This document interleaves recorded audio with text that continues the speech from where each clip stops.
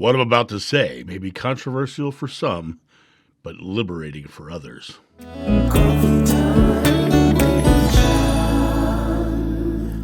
Well, hello and welcome to another Coffee Time with John. And you'll notice the color's a little off this morning. That's because it's cider again. I love me some cider. It's so fresh. What I'm about to say in this video, for many people, will be controversial. For many, many more, it'll be so liberating, so freeing of their soul. When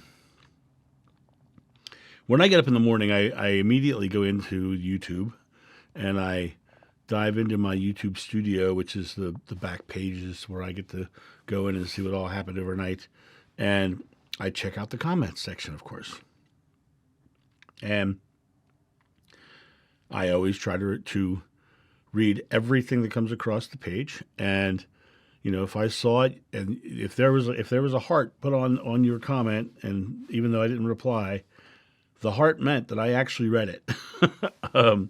And sometimes I reply and sometimes I don't, but, you know, we get a bunch. So, and the ones that need a real reply, you know, or will often get shifted over to the video list, or I can respond right then and there. So, but every comment that comes across the page is getting read and responded to in some form.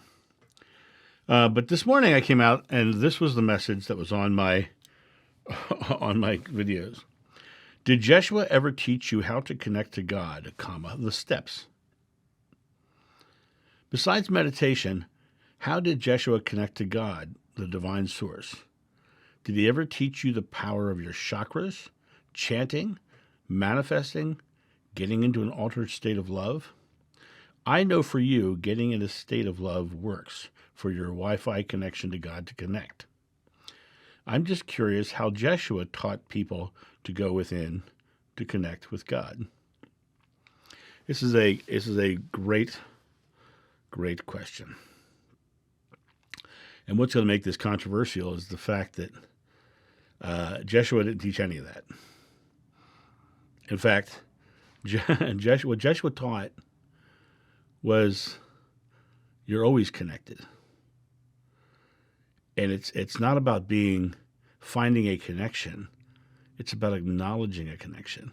It's about being in the state of understanding that you are one with God. The Father and I are one. He wasn't any different than you. He just understood that he and the Father, he and God were one. Father is the ancient patriarchal word that was used, but God isn't gender, you know. So he understood the oneness of God. And the oneness of God is the most important element. One of the things that I find so utterly interesting about the teachings of Jeshua was that I often say that this is a trip you have to unpack for.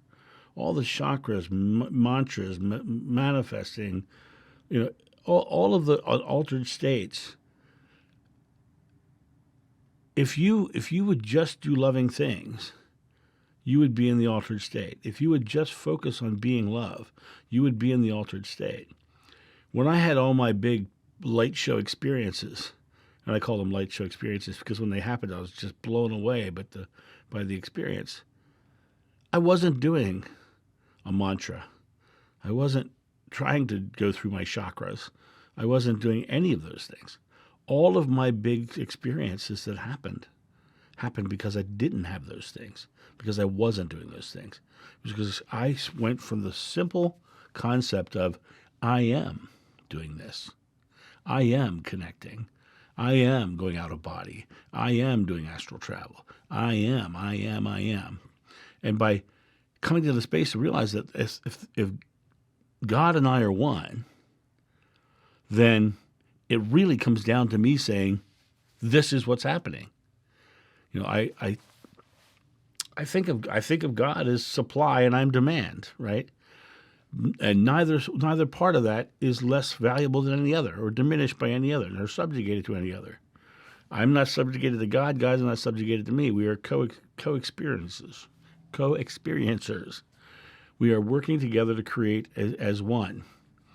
And understanding that the mere belief that you need your chakras or your chanting or this technique or that you are even believing that you need to be in an altered state of love is the thing that keeps it from you. Because you're focused on something outside of yourself. You're focused on something that is not you and God as one. You're focused on something that's separate from you, external from you. And the concept of it being external for you, if you are truly one with God, nothing is external. Everything is internal. You know, how did Jeshua talk to people to go within? He didn't talk to them about going within. What he talked to them about was realizing he was there, that they were there. They didn't need to go anywhere. You know, I remember the line, and I use it a lot because it's one of my favorite lines. When you seek a path will be laid before you. But until you turn the path back to yourself, you never find the doorway. Chakras, chanting, manifesting, getting into an altered state of love, those are the paths. Those are the paths. Realize this. You only live in one moment. You only live in the now, in the I am moment. Right? All of those things you can do in this moment, but all of those things are focused on the idea that it's getting you somewhere else. And you only live in this moment. The future is not set. It is completely malleable, and the experience is coming to you, but when you experience it, it's going to be in your present moment. The past is just a collection of present moment memories. So everything is present moment. You have to get into the idea of, in this present moment, I am connected. In this present moment, I am experiencing. In this present moment, I am love.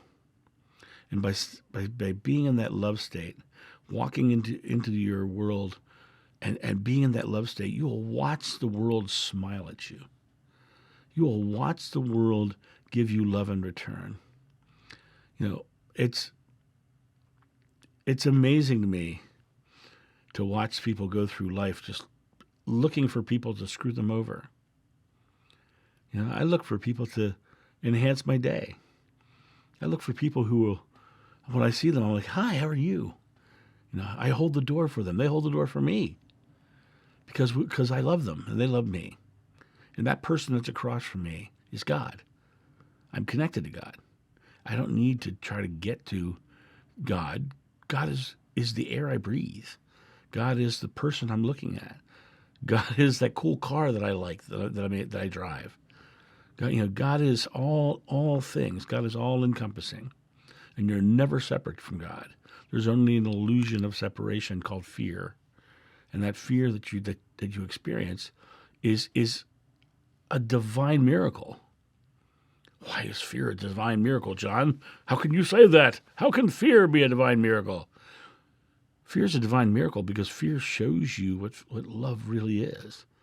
Fear shows you what it feels like not to have it. Because if you never had the experience of not, or the illusion of not having love, not being connected, then you would never get to know love fully. So this idea of I am separate, I am lost, I'm alone, that's your fear. That's the idea of I feel so separate, lost, and alone, and not connected. Well, if God is love, that means you're not connected to love.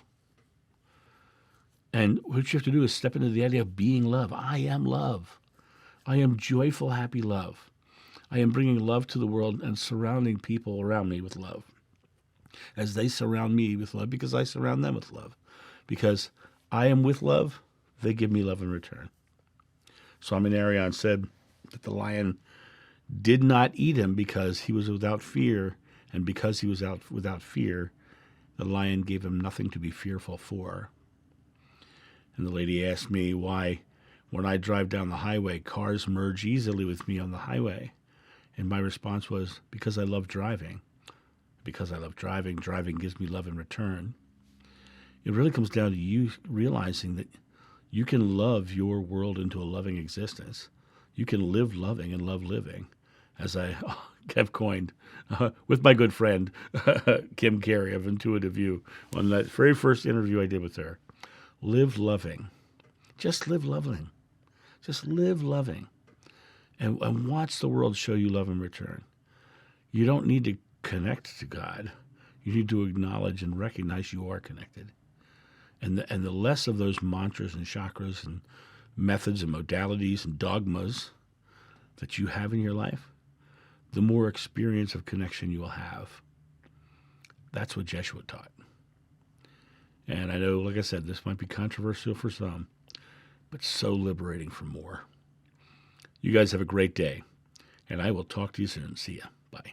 Thank you so much for watching. The John of New channel is solely funded by your generous donations and purchases of private readings and merchandise. To help out, go to johnofnew.com or use the donation link in the description below. Don't forget to like, subscribe, and share.